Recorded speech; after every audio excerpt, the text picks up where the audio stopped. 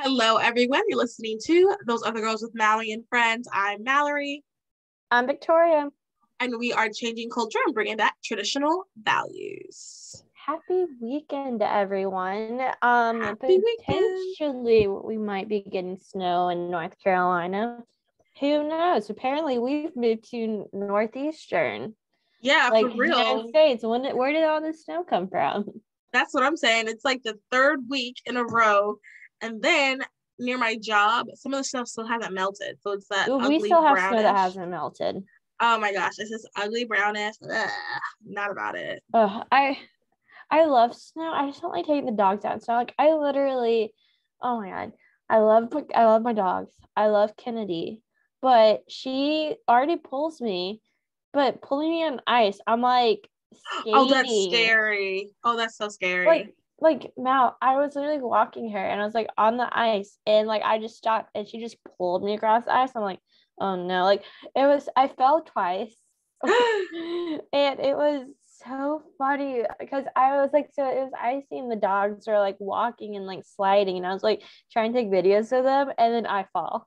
And so like and unfortunately I did not get it on video me falling. But I fell and they just stopped and they looked at me. They're like, "You good, bro? We gotta go use the bathroom." That's kind of cute though. Do they like the snow? Yes. Oh, that's sweet. They were cute. They like were doing like laps and they had a grand old time. And then especially Kennedy. But Kennedy just wants to like eat the snow. She's like, That's ooh, funny. water. I'm just gonna eat it. That's funny. But yeah, they had fun. And then the other time I was like walking to my car to like go get us food, and Sebastian was like watching me. He's like, "Don't fall!" And I was like going, not realizing how icy it was. So I just like fell on my butt, and he just starts dying laughing. It's like it was just so slow motion of you falling.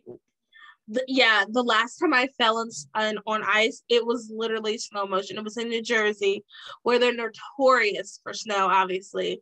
And I was walking to the cafeteria, and it was so embarrassing. There were so many people out there, and it was just I could feel myself going slow, and it was like in a movie. My arms fell back. I fell back because my arms fell up. I just felt it, and boom! Oh, it was so embarrassing. That's why I don't like the ice. Not It's this good last. sledding. I will say Oh, when it ice is good. Oh, snows, I guess that makes sense. Ice is when it good for snows sledding. and then it ices and like freezes over as ice, that's like the best sledding. But we don't have hills here. So I can't go sledding. So there's like ice is no point. There's like Yeah. no point of ice. There's like a tiny little, it's not even really a hill, it's just like a raised area, like in the dog park across from my window. And there was like kids out there, and I was like, oh, I feel so bad for them. Like, well, like my parents' neighborhood has like the best hills to sled. And it's just we would be like night sledding as kids. It was just like so much fun. we had a guy who would hook up like I don't even remember. Maybe it was like a wagon to his lawnmower, and he would just come by, and we would be like, "Okay, we're going with him," and all of the kids would just get on it, and he'd like drive us places. It was so fun. I guess looking back, now that I'm saying this out loud, looking back, I guess you can't really do that as much. Some random man in the neighborhood be like, "Come on, kids." At the time, and I guess if you know your neighborhood, it's not weird, but like saying this out loud does kind of sound weird. But he was a really nice guy. Like it was tons of kids, so it's not like anything weird could happen. We'd just be like, okay, we're going, and all of us would be on a little wagon thing, and then he'd drive, and go real fast. And I'm like, oh my gosh, those were the days. We had at the beginning of the neighborhood, we had a lot of people our age, and then I think when we started, I want to say middle school, things changed a lot because we were the only ones that went to a private school that I know of, and everybody went to school together. And then in middle school you get kind of like you get the attitude and like cliquey. So like they all went to school together, so they would just kind of hang out with each other, and then we were going off doing other stuff. We were doing extracurriculars, so we never really saw anybody else in the neighborhood for the rest of that time there. I feel like from middle school. We were like that because I was in a charter school through 4th grade. And so I was like kind of like that until like because like my parents moved when I was like going into second grade, and like the schools where we were originally weren't that good, but like the schools that we moved into were really good. So then like they decided they're gonna like put me in public schools because our school system was like really good. And that's when you started being more friends with people in your neighborhood. Yeah. Yeah. Sometimes I think about that. Like, I kind of wish we did have that. Because, like, for example, on Arthur, I remember, like, everybody in the I neighborhood. loved Arthur. Me too. That was my favorite show. I loved it. For a while, we couldn't watch it because of how sassy DW was. And then we got older and we could watch it. Yeah. But I loved it. I probably watched Arthur way older than I should have. But I definitely did. But I just it's so wholesome. Did you watch Cyber Chase? I wasn't allowed. Okay, I thought my mother was strict with TV. Oh no, I don't care. Anybody listening, I don't care how strict you think your parents were. Mine were the strictest. Couldn't watch that, or Dragon Tales. Couldn't watch Dragon Tales. I loved Dragon. Like my mom was like, okay, anything on PBS is good. Nope. My parents even monitored that. Wow. Yeah. Anytime. What's the most scandalous show you were allowed to watch Growing up? Yeah. Scandalous. I don't even know. Like, I couldn't even watch Scooby-Doo. I didn't watch Scooby-Doo till college. Why? I have no idea. They were all fake monsters. None of them were real. Don't know. Wasn't allowed to watch it. I just was teasing my parents. So it's a show, Arrested Development. The lady who plays Lucille 2 was on the TV. And I was like, oh, that's Lucille 2. And then my dad was like, yeah, her mom is a lady who played Dorothy on the original Wizard of Oz. And I was like, oh, I've never seen the Wizard of Oz because my parents never let me. And then my parents were just kind of quiet. I was like, yeah, my parents. So I haven't gotten to it. So I couldn't even watch The Wizard of Oz. Like, I'm just trying to think of like maybe I don't know why my parents let me watch that as a kid. That movie freaked me out. Oh, really? Yeah. I'll tell you what movie freaked me out as a kid, and everybody's gonna be like, "What? Holes." Yes, it did. It freaked me out too. I remember when I had nightmares from me too. Eartha Kitt played the heck out of that role. Scared me. And then when I don't think I had ever seen Suicide before. Oh, trigger warning. And she like had the thing hit her. I don't know why that just like, what, she did it to herself? Like I had never, like that was just like, well, what? That and like Finding Nemo freaked me out as a kid. That didn't freak me. Why did that? Oh, just because being lost from your parents, getting kidnapped. Yeah. I guess it was kidnapped. I did not see it. Oh, and then Toy Story freaked me out as a kid. Because I'm like, oh, all my toys are alive. See, Toy Story made me take care of my toys so well. I remember I was like, my dolls specifically, I was very meticulous for a while with my dolls. So I'm like, they're real. And then I'll tell you this, I don't know how, like, or when I saw Toy Story 1 and Toy Story 2, but I used to think, I want to say up until like middle school, it was just one long movie. I had no idea it was two separate movies. And then someone said something to Toy Story 1, Toy Story 2, and I was like, what do you mean? I thought it was just one really long movie. I don't know how I saw them. And then Toy Story 3, I saw in high school, and I bawled my eyes out because that's such a good movie. I have not seen Toy Story 4 yet, though. I'm like still like protesting it because they said 3 was the last one, so. Yeah, and I heard 4 was meh. My parents saw Encanto, or that new Encanto, the new one on. Yes, and they said it was so good. Don't talk about too much. I'm gonna watch it this weekend. Yeah. Encanto. Yeah, my mom was like, "Yeah, we saw this movie." Yeah, the music. So it's like Lin-Manuel Miranda did the music. Okay, who did Hamilton. Yeah. Yeah, so good. My mom was in the Bruno. I don't know anything about other than the Bruno thing. I know. I want to understand the memes so badly. Don't talk about Bruno. No. And my mom was singing the song. I was like, okay, don't talk about I'm gonna see the movie this weekend. I promise. So good. Yeah, I'm excited to see that. I'll be writing a paper this weekend. Liddy. Well, I do. So I'm going to be speaking at my high school, the pro-life chapel. So I'm super excited about that. So I also have to write my speech for that, and that's on Thursday. And I have not decided what I'm going to talk about. Well, I mean, I know I'm obviously talking about pro-life, but I don't know what angle, because these are high schoolers, and I want to make sure I touch the next generation in a positive way. Well, I would keep your speech brief and then just do question and answer. Well, that's what I was thinking of doing. I want to do like, because Brooke is also do it with me. I want us to like just talk about the stages of embryology, and then just answer just regular basic questions that everybody probably has, specifically ones geared toward girls, because I know that, because I'm sure the girls are probably like, they're the ones who are probably most concerned about the topic. Yeah, well, I don't know if you need to talk to them about like the embryology. I think they'd find, because it's like if they're pro-life group, they kind of know. No, that's the thing. No, well, he was explaining that, like, oh, this is for chapel. He was explaining that there's like a problem, like a lot of the girls are not pro-life. Oh. I thought you were speaking to like them as like a group. Oh, like, no. Like the pro-life organization. No. This is the whole high school, the entire high school. Oh my God. Yeah. Okay. Well, that's completely different. I thought it was just like a small, like intimate, like meeting. It's all like 400 or 500 of them. So. Oh, well, never mind. I would do a speech then more in like a teaching session. Yeah. I want to just say, I do want to keep things basic, because I think like I know how it was in chapel. There's a pro-life chapel every year. They probably heard the same speeches for the most part. I know how it feels to sit there. I know how it feels, because it was my high school. I know how it feels to like have this random person up there telling you the same thing you've heard. So I want to keep it basic, but also keep it funky fresh. And I know that's not what they're saying anymore, but I don't know.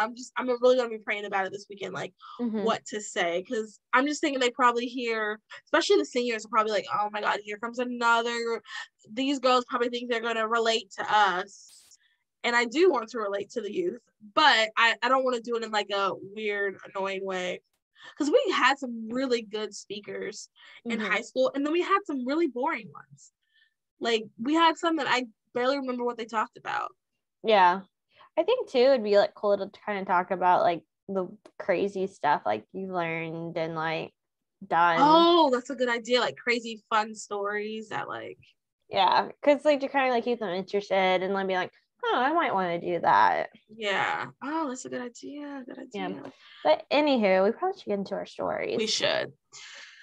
All right, y'all. It's been a crazy week. I legitimately had like 6 other stories I was thinking of, but I was like, that's too much. And I asked you guys for 2 different stories, and we're going to be doing the story that you guys voted for last. But without further ado, let's take it away, Vic. All right. The Supreme Court is going to consider a landmark challenge to Harvard and UNC's affirmative action policies. The Supreme Court announced Monday it will reconsider race-based affirmative action in college admissions, a move that could eliminate campus practices that widely benefited Black and Hispanic students. The justices said they will hear challenges to policies at Harvard and the University of North Carolina that uses students' race among other criteria to decide who should gain a coveted place in the entering class. The cases would be heard in the session that begins next October, with a decision likely by June 2023. So if this was done by Asian Americans, I believe, right? Yes. So it's not even from like white Americans. No. So part of the reason I wanted to do this because I was like, I saw this, I was like, UNC, that's North Carolina. We're North Carolina based. And I remember, so fun fact, I interned at the Supreme Court my junior year in college, and we were able to sit in on 2 cases. And one of them was about affirmative action, and I cannot for the life of me, it was about a girl who did not get into I believe it was the University of Texas, and I cannot for the life of me remember the name of the case or how it went. But I remember it was about affirmative action, and the other one was about mitigating factors, because I thought that one was so interesting to me. So if they've already heard a similar case, like what's the difference between that case and this case? So I think the difference between this case and that case is that case, it was because that case she was white, and she was arguing that she should she lost her spot to people of color. I think this case is arguing, if I'm correct, and if you it's guys the other know, way around. essentially this case is going another direction Mhm. because it's hurting Asian Americans. And fun fact, affirmative action actually affects white women the most, in the sense of like they're the ones who are getting the quote unquote positions than Black and brown students. But I will say this, here's a negative that people, just about affirmative action conversations in general, like I was going back and forth whether I wanted to talk about this because it is kind of a sensitive subject to me, not necessarily because, yeah, it's just kind of a sensitive subject because one negative that people don't talk about is the flip side of this thing is like some people work really hard, like Black people work really hard to get where they are. And then because people are mad about affirmative action, everybody's telling them they only got this because of their position, because they are Black. When the reality is like they actually worked pretty hard, and it may not have been because of affirmative action. It could Which is ironic because of the justices, like Biden's looking at it. He said it's going to be a Black woman, and it's like, well, now she and everyone else knows she only got appointed because of the color and gender, and the color of her skin and her gender, and not of her like accreditation, her merit. Even though she's most likely like perfect for the position, like she most likely would be on the short list regardless of the color of her skin, regardless of her gender. But because he said, I'm going to do this and this, that's the only thing people are going to think of her for. And like that was like the thing that like I was like, I would really like hate that. Like I'm all for like women breaking the glass ceiling and all that, but I hate but I want to do it organically. I want to do it because I earned it, not because you have to check need to have a woman diversity box. Yeah. And I think that, so I'll say this also too, I think that there was a time where maybe they did need help diversifying because people just weren't going to do it. So then, because but here's like my question. I don't know. See, that's what I don't understand, because like UNC still needs to diversify. Like I know it's like, I mean, I think UNC only accepts like 100 Black males every class. Really? That's interesting. And most of them were athletes. That's like, interesting. So like there like is which is ironic because UNC is like, oh, we're all about diversity and equality and all this jazz, but then like I said, white. But I bet you their percent of white women has rocketed. So like people who benefit from affirmative action are mainly white women. People who get the disadvantage are Asians, just in general, Asian. Yeah. Even though they've busted their chops probably more than anyone. Exactly. And well, okay, that was not right. Not like.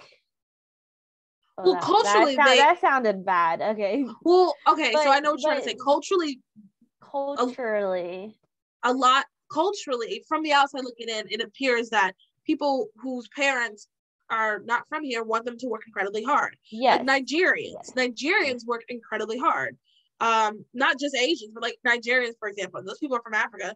Nigerians are the richest Black people in America, and that's just a fun, like people who come from other countries typically work incredibly hard. Not saying that we don't, but the fact of the matter is, I mean, we can look at statistics, it's just facts, but that's beside the point. Well, but I will say, okay, what I said, I misspoke what I was meaning, but because like think about it, like if they are getting hurt, that means they like busted their chops to be able to qualify for Harvard, but are getting denied. That was a better way to say it. Right. I mean, that's what I was like meaning more, because I was like, ooh, that kind of sounded racist what I just said. Well, but not even that. But it's just like they busted their chops to like be able to get into like Harvard, get into like UNC, which are very like difficult to get in, but because of like the color of their skin and where they're from, they're not able to. Right. And I have a friend who is Filipino, and she was saying, and she's just like a mediocre student. And because she's a mediocre average, her chances to do anything are just pretty much shot, because how it works is they're automatically assuming if you're Asian, then you have to have you have to reach this bar to do X, Y, and Z. She's just an average It's a different student. bar. Yeah.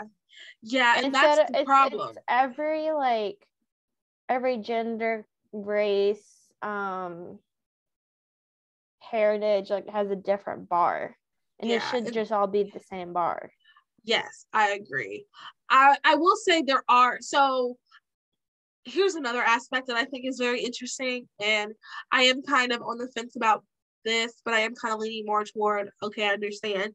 For example, if they factored in socioeconomics, that's what I was thinking. Like, instead of looking at it from the race, like, the bar should be kind of factored in, like, socioeconomically, because, like, if you are having to work to feed your siblings, or your grades probably won't be as good as Mary's. Not even that, you're not going to have the extracurricular activities, or like your parents wouldn't be able to afford the extracurricular activities. True. And so it's definitely, like, I think if they do any bar, it should be socioeconomic. I agree completely, because I think about, I mean, like, for example, like, I know with my family, if we weren't super rich or anything, but I do know if I was struggling with a subject, my parents would do everything they could to afford to get me a tutor. Yeah. Mary Sue, who is barely, like, she's doing her best, but she's also taking care of her sibling, and her mom was already working 3 jobs just to be able to feed her sibling. She's not going to, her mom can't get her a tutor. Her mom is trying to make sure that her little sister, Lillian, has food. Yeah. So, like, there's those things that I think are quote unquote mitigating factors that I think could be factored in. I think that would make a little bit more sense for them to consider that when they are doing it. But I don't necessarily think that, like, race should be an issue. I think it was during a time where it was introduced, where the majority of certain minorities were, like, there was a time where we kind of socially, economically were split up by race. We are kind of now, but not as much. And I think that's why we can kind of move past, like, we can kind of move on from this. And like I said, like, back to what I was saying earlier, it really does, like, it takes away from people who are a minority working hard. It takes away from us being able to be judged or to be quote unquote praised for our stuff based on our merit, not just, like, our color. Because I've had that happen to me before. Someone of Caucasian descent expressed to me that I only got X, Y, and Z because I was Black, and it's like, no, I got X, Y, and Z because I worked really hard, actually. Like, but with this whole narrative of affirmative action, I really do think it's because I worked really hard, but I don't know. I mean, it could not be, it could be, but then it just takes away from my hard work. So it's just, I think it had a good intentions at the beginning, and I think it's silly to act like it was never needed. Because, and I mean, Vic and I have talked about this.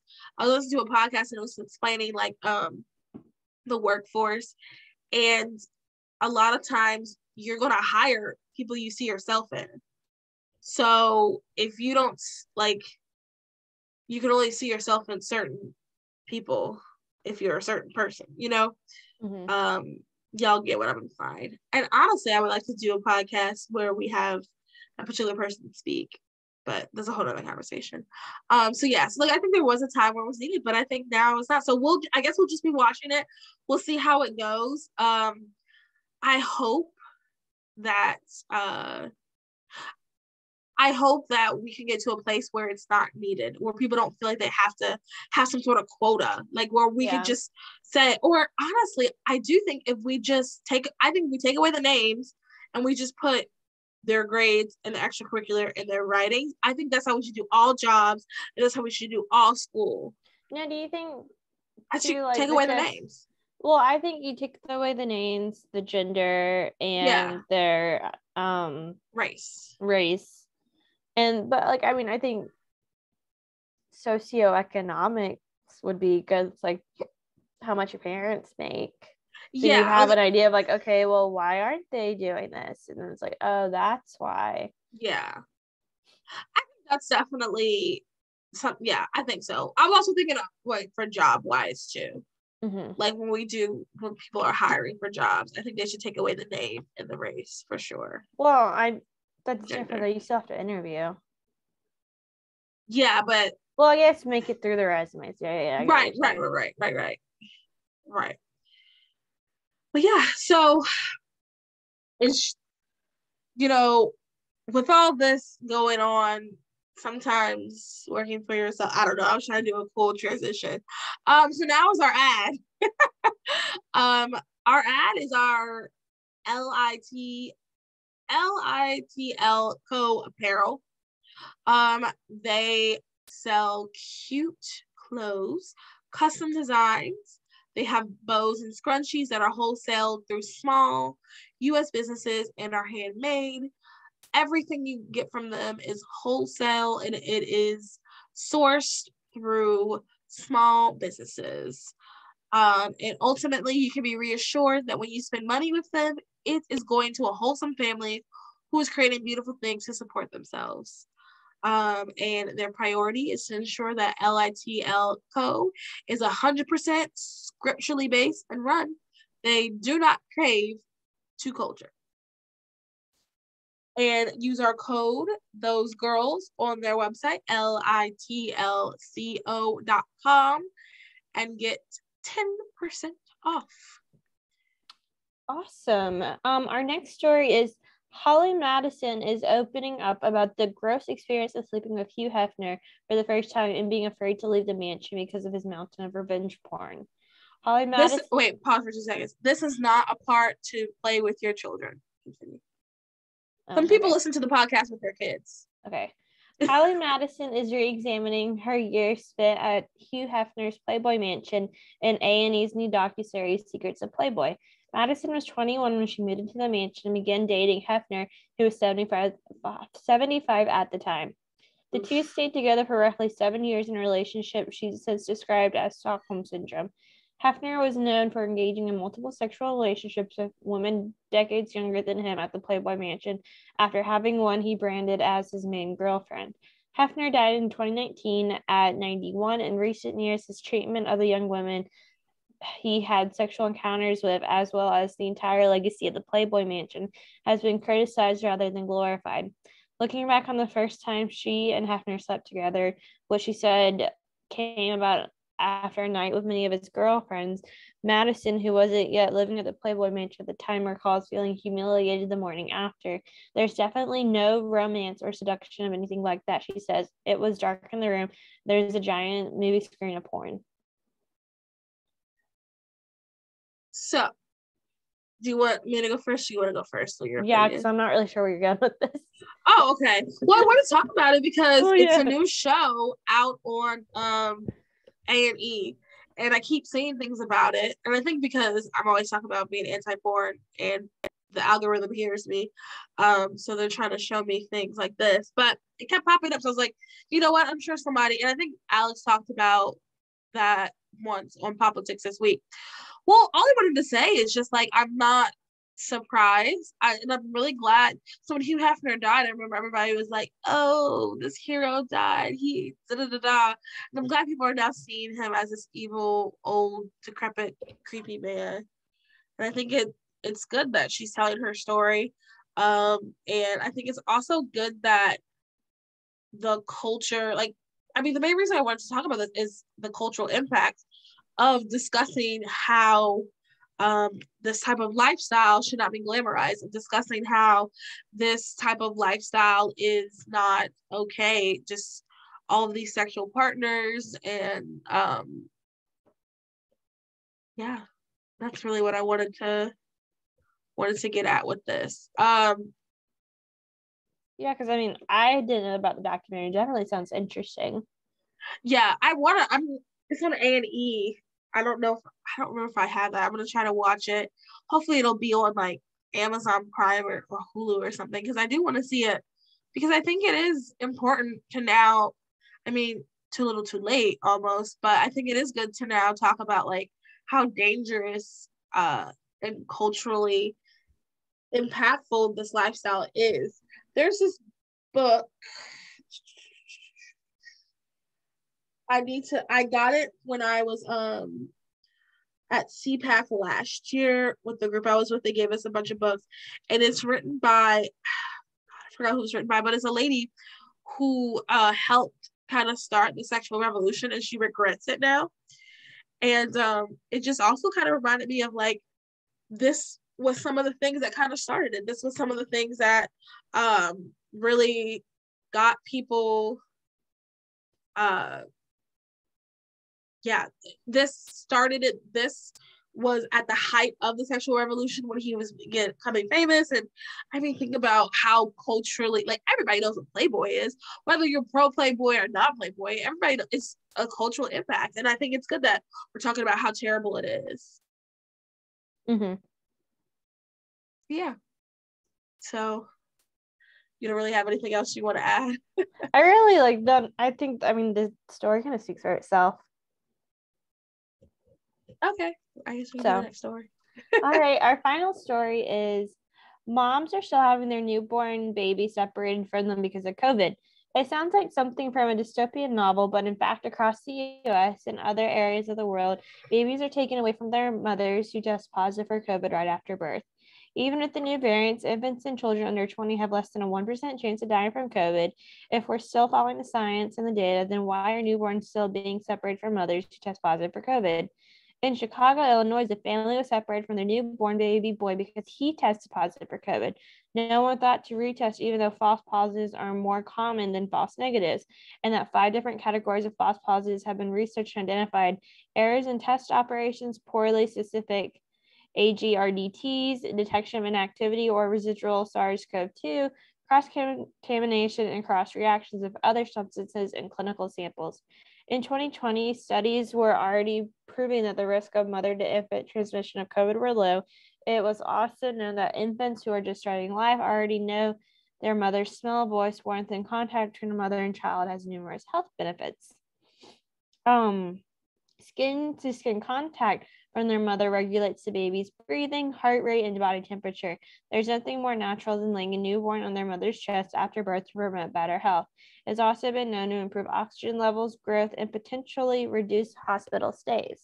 This kind of contact also relaxes the mother and truly gives her the mommy feel.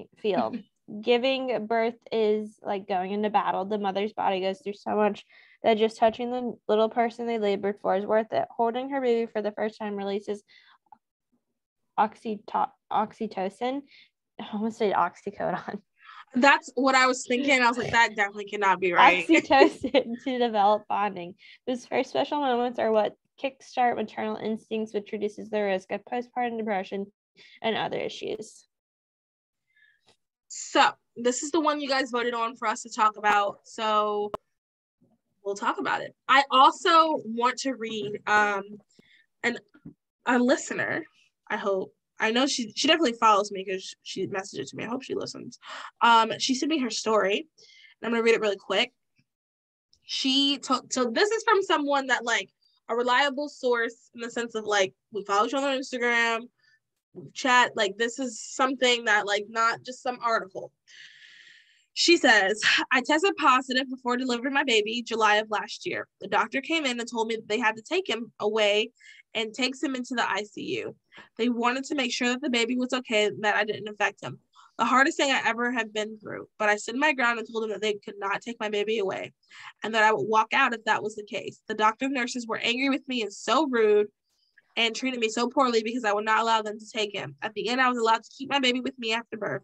They wanted to test him for COVID, but I did not allow that. But thankfully, he was a healthy baby. We didn't even do any social distancing with him. I nursed him, and he's a perfectly healthy baby. She said, California is wild. One of our friends just had a baby, and they wouldn't allow her husband in unless he was vaccinated. My husband and I want to continue having children. With everything going on, we had to start looking into having our next child out of state or country if it's needed. That's so crazy. I can't imagine having a kid right now. My heart goes out to everybody who is pregnant right now. Like, that is 2 things. I could not imagine not having my husband there. You're telling me that I have to do this all by myself with just doctors and nurses. And then if they try, like, babies need to be held and touched right when they're born. Like, that's part of, like, the baby experience. In the movie Old, I don't know if you guys saw that, and this obviously isn't real life, but it's just an example. So one of the spoiler, nobody who watched this probably listens or probably watched the movie, but spoiler, the girl gets pregnant and they birth the baby and put the baby down for 1 second and the baby dies. Baby dies because if babies aren't held like in their infancy and like they're not like cradled and loved on and hugged and having all of these emotions and toxins, they can die like that. So, and because during that time, so like 1 second was like 2 years or something like that during the way the time sped up. So the baby just died automatically. So yeah, so it's just sad. It's sad that it's gotten to this place. I cannot imagine having to go through this right now. Like, this is crazy. This is crazy. And it kind of does feel like a different country almost. Like, I can't imagine not having my husband, and I can't imagine them saying, all right, that's it. We'll take your baby from you. That would just be the worst thing ever. Also too, we know, I mean, I like how in this article, I'll link it, it'll be in our blog post we do with all the articles we talk about. And in the article, they just talk about the different benefits of being able to hold and hug and caress your baby, put the baby on the mother's chest at the beginning of their life. So it's imperative, it's important for these things to happen, for the life, for the baby in general. So yeah, so this is just like crazy that it's still happening too. We're in year 2 of the pandemic, and I hate, there are still people who are getting sick, there's still people who are being hospitalized, there's people who are dying, and it's so sad. I absolutely hate it. I think that everybody, we need to be taking care of ourselves, taking our vitamins, we need to be exercising, we need to be doing all the things that we can do to keep our immune systems ready and proper. And we also need to realize that this virus might be with us like the flu, like how other viruses are with us, and we might just have to build up an immunity to it. Because think about when they first got the flu, like, I'm sure it felt the same way it feels now. I wasn't there, so I don't know, but I'm sure people died at the beginning, and so sad, seriously, absolutely hate it. But we do have to, at some point, we do have to move forward, because, if we can't continue to do this. It's not good. It's not healthy. It's not healthy at all. And I mean, don't get me started on some of the mandates. In DC, it was kind of hard to do stuff because we couldn't go anywhere. Yeah. We weren't allowed. How was it going? Like, because I mean, yeah, like, how was it? I'm like, not vaccinated. what were you able to do? Because I know, like, they're very. So, I only went out to eat in DC one day, and there is one restaurant. Well, there's one restaurant that's about to be shut down that people are trying to rally together. Yes, I saw about that. Yeah, there's one restaurant that people are trying to rally together to save, and that's the only time we went. But like, so Thursday, I ended up eating so I went to Tim Tebow's. He spoke at the Vans for Life event. We're going to be doing some stuff with Vans for Life, because let me tell you, I don't know if it was just like a good speaker, if they had good testimonies, but I was moved. I am totally convinced that every pregnancy resource center needs a van. While I'm in Charlotte, we're going to try to see what we can do here. But so that's where I had my dinner on Thursday. Friday, I had breakfast in Virginia, because that's where I was staying. So I stayed in Virginia. I didn't stay in DC. My friend lives in Virginia. So I stayed in Virginia. I had breakfast there. I brought like a protein bar. So I didn't really have lunch, because the march kind of is like an all-day event. So then dinner, I was back in Virginia, and my friend came over. She made us dinner. Okay, so it wasn't like you were staying in DC. No, the only day I had to get dinner was on Saturday, the day of the summit. So for breakfast, I had the breakfast at the hotel prepared. where the conference was, because I went to the donors breakfast. I didn't even know it was a donors breakfast, but I went to the donors breakfast. I felt so like, oh, I am a donor. Not really. I'm not like a real donor. I do the $5 here and there when I can. So I went to the donors breakfast, and then lunch, they gave us lunch, and then dinner we were on our own. So everybody I was with, I'm pretty sure, was unvaccinated. I think one person I was with was vaccinated, but everybody I was with that was unvaccinated. We went to this restaurant that everybody was trying to save. It was nice. The food was good. It was like no space. So that was like, people are really trying hard to save this restaurant. There kind of sort of was no space for a little bit. And then they finally gave us space. So then it was like a better evening. But yeah, so that's kind of what you have to do. Like, if I had to say another day in DC, I probably would just have to keep going back to that restaurant, because there's literally just one restaurant that's doing it. And like I said, they're about to be shut down. Because they have a fine. They're getting fined, and I think they just can't afford to pay the fine. So sucks. And I mean, it's not the people who work in the restaurant, it's not their fault. That's one thing we also have to remember. It's not their fault. People that work at the restaurant. Yeah. So let's do our last OG Women Spotlight. That is brought to you by Culture of Life 1972. So you can see I'm wearing my 1972 necklace. And they have such cute jackets. You guys probably saw people wearing them. They're like cute. They're pink. And they have Culture of Life 1972 painted on the back. They were all over social media at the March for Life. And you can get that jacket. You can also get this necklace, so many other really cute items for 10% off if you use our code Those Other Girls 1972. And then 100% of your purchase is going to go to pro-life causes. So our women's spotlight is Nancy Mace from South Carolina. I met her for like 5 seconds.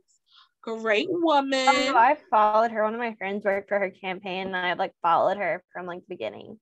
Love her. Yes, great woman. follow on social media. Incredible single mom, started working from like Waffle House. Like, incredible story. For real. She and Derek Kilmer announced that their bipartisan effort to support homeless veterans through the building of tiny home communities. The bill seeks to expand the VA's existing grant and per diem program by creating a pilot program that provides recipients money to build individualized and sustainable tiny homes in villages.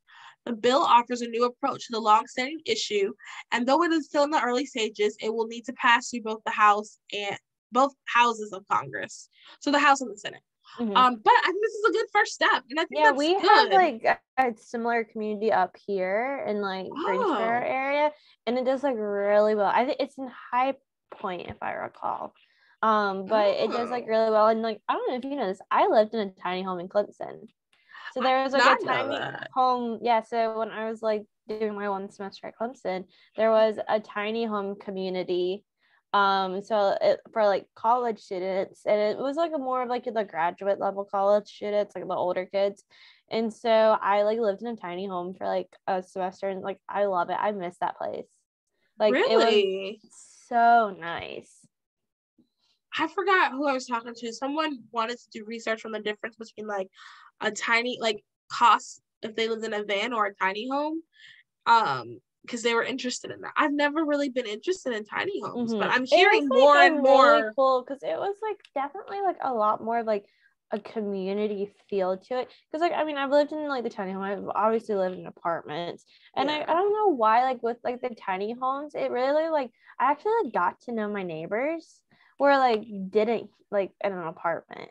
And it's like you really do kind of feel like a sense of community. So like definitely like I feel like something like this is a lot better than kind of like putting them in like a like shelter type feel and like apartments. This will be good. Yeah, good for her. We love to see women out here succeeding, being successful. We love it. This is a pro-woman podcast for those that did not know. We are pro-woman over here. And if you enjoyed this episode, please make sure you rate, review, and subscribe. We would love if you could recommend this podcast to all of your friends. This upcoming year, we have a lot. And I mean, I have copious pages of ideas for things to do. And we just, part of the way we can do this is if you share this podcast and tell all of your friends. A goal that I have in the next 5 years is for us to be the first conservative Christian society podcast to be in the top 200 society list. Right now, we are in the top 200 in Guatemala. Now, why? I'm not quite sure. I looked at our analytics. There's like a website you can look. And Guatemala is where we're in the top 200, top 100, I believe, actually. We're top 100 in Guatemala? Yes, ma'am. I'll send you the screenshot. I absolutely would love for us to take that over to the U.S. as well, specifically because we do U.S. politics. Now, whoever's listening in Guatemala, I am honored that you guys are listening to us. Reach out. I'm very curious of like, please, yeah, who you are. Email. I appreciate that. But yeah, so our goal is to do that, and to do that, we need you guys to share this episode. Share some of our past episodes. We've done some great interviews, and we have some fantastic interviews lined up. I mean, I'm super excited. I finally got in contact with someone to talk about a topic that is very controversial, that I think you guys are going to really love to hear her perspective. Someone with a degree. Yes, that's right. She has a degree talking about this topic. So I'm really, really, really excited for some of these topics. Women's Month is going to be, it'll be renamed Those Other Girls Month. That's how epic Women's Month is going to be. So you need to share and like and review. If you listen on Apple Podcasts, please leave a review. We are at this point, we really, really need reviews. So doing algorithm research, how it helps other people to find the podcast is if you are reviewing, if you do receive a couple of reviews a week and things like that. So if you listen and you enjoy it on Apple Podcasts, it takes 5 seconds to type up, wow, this is such a great podcast. Oh my goodness, Mal. I love listening to Mal talk all day. Would love to hear Mal talk all the time. Mal talks a lot and it's great. That's all you have to do. That's all you have to write. Vic is super smart. She knows a lot of random facts and she's very intelligent. Takes 2 seconds to do that, you guys. And it really helps. You don't have to say those exact things, but that'd be nice if you did.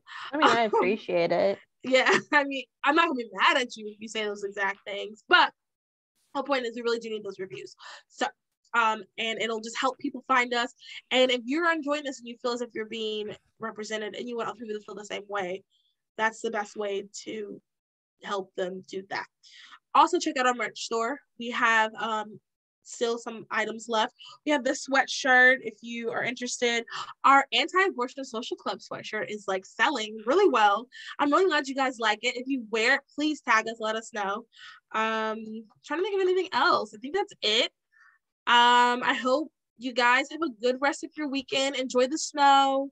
And yeah, be good, be safe, make good choices, as I would say to my friends in college when they'd go out and do bad choice things. And I was like, make good choices. So I hope you make good choices. Bye, everybody. Bye, guys.